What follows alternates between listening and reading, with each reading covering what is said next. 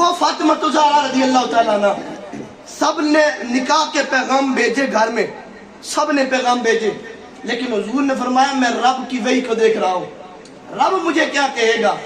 رب کی طرف سے پیغام آیا فاطمہ کا نکاح کسی اور سے نہیں علی سے کرنا ہے، سبحان اللہ، کسی اور سے نہیں علی سے کرنا ہے۔ مولا علی کو نکاح کا پیغام بھیجا، انہوں نے قبول کیا۔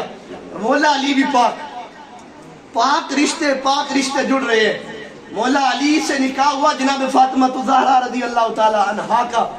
تو بات غور طلب ہے، جب نکاح ہوا تو صرف ایک زرہ تھی حضرت مولا علی کے پاس، جسے بیچ کر 500 درہم ملے اور حق مہر ادا کیا۔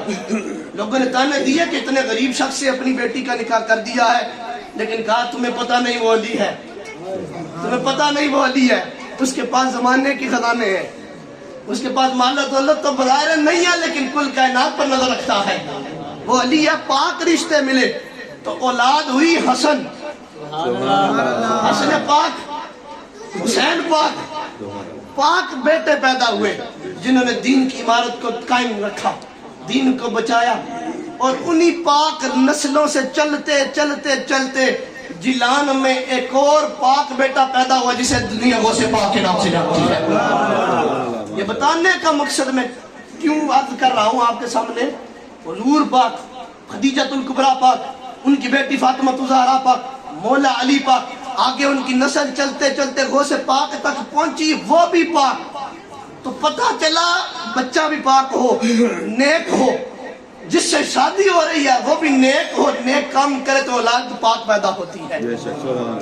اولاد پھر گانے باجے نہیں سنتی، اولاد فلموں ڈراموں کی طرح نہیں جاتی، اولاد قرآن پڑھنے کی طرح جاتی ہے، پھر سر تن سے جدا ہو جاتا ہے، نیزے کی نوک پر بھی ہوتا ہے تو قرآن کی تلاوت ہو رہی ہوتی ہے، یوں پھر دین کا عمارت برقرار رہتی ہے۔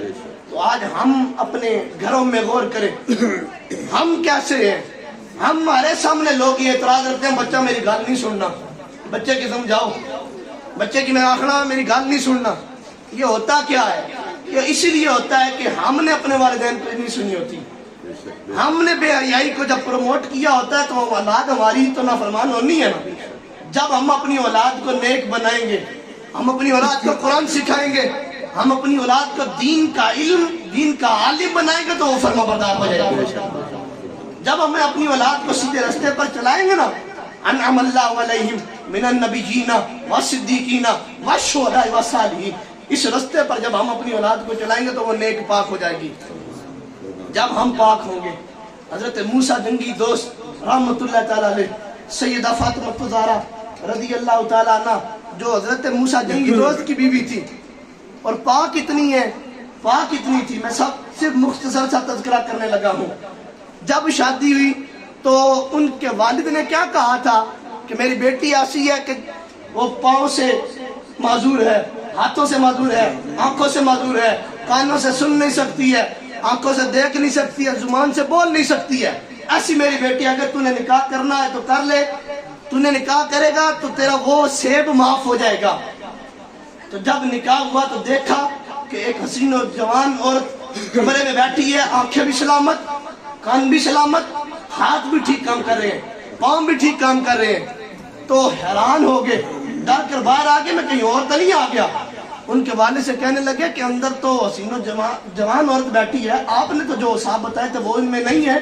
کہا میں نے تجھ سے صحیح کہا تھا، میری بیٹی آنکھوں سے اندھی ہے، میری بیٹی کانوں سے بہری ہے، ہاتھوں سے اپاہج ہے اور پاؤں سے بھی معذور ہے، میں نے اس لیے کہا تھا میری بیٹی نے آج دن تک غیر محرم دیکھا نہیں ہے، میری بیٹی نے زبان سے آج دن تک گالی نہیں دی ہے، میری بیٹی نے آج دن تک ہاتھ برائی کی طرف بڑھایا نہیں ہے، میری بیٹی نے آج تک دن تک برائی کی طرف قدم نہیں بڑھایا، اس لیے وہ پاک صاف ہے۔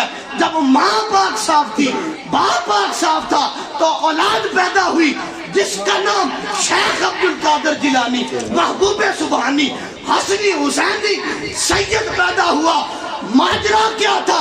جب پیدا ہوئے یکم رمضان تھی، بچہ ہے چھوٹا سا تو روزے کی حالت میں پیدا ہوا ہے، ماں کا دودھ نہیں پیا ہے، ماں کا دودھ نہیں پیا۔ تو غور کرو، اولاد پاک پیدا ہوئی۔ ہم شریعت سیکھتے ہیں جب بالغ ہوتے ہیں، بچوں کو سکھانا شروع کرتے ہیں اور جب بالغ ہوتے ہیں اس وقت ہمیں سمجھ آتی ہے شریعت کی، لیکن غوث اس کو کہتے ہیں جو پیدا ہوتا ہے تو شریعت پر عمل کرا ہوتا ہے۔ بات غور طلب ہے۔ غوث پاک رحمت اللہ تعالیٰ علیہ، آپ کی زندگی ایسی ہے کہ سال پورا گزرا، مطلب ابرلود تھا، لوگ کہتے ہیں پتہ نہیں آج چاند نکلا یا نہیں نکلا، ہمیں معلوم نہیں۔ وہ سارے لوگ گئے موسیٰ جنگی دوست کے گھر میں، کہا ان کے گھر جو بچہ پیدا ہوا ہے نا، جب رمضان آتا ہے تو کچھ کھاتا پیتا نہیں ہے، دوست ابھی 1 سال ہوا ہے۔ غور کرو، جب ان کے گھر گئے تو پوچھا، کہا آج آپ کے بچے نے دودھ پیا ہے؟ کہا سحری کے وقت پیا تھا، اس کے بعد نہیں پی رہا۔ تو لوگوں کو معلوم ہو گیا کہ رمضان شروع ہو گیا ہے۔ اس لیے اپنی اولاد کی تربیت کرو۔ آج ہمارے اس علاقے میں بڑا فقدان ہے اس وقت۔